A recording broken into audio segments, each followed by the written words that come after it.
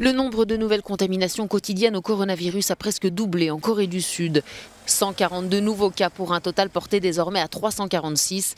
Parmi les personnes contaminées, près d'une quarantaine seraient les fidèles d'une secte chrétienne.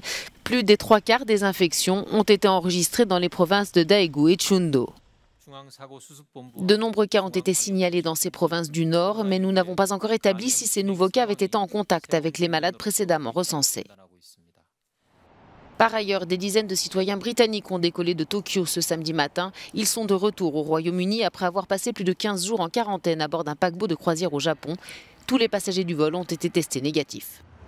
Parallèlement, 6 Australiens évacués du Diamond Princess et dont les tests effectués au Japon s'étaient révélés négatifs ont été à nouveau testés ce vendredi en Australie. 2 d'entre eux sont finalement contaminés par le Covid-19.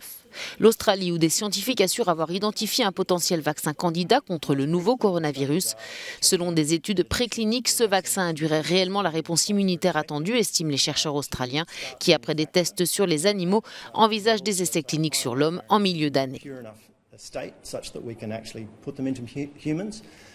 Du côté de la Chine, le chiffre quotidien des nouveaux cas de contamination au coronavirus serait en baisse selon les autorités, avec 397 cas annoncés ce samedi contre près de 900 vendredi.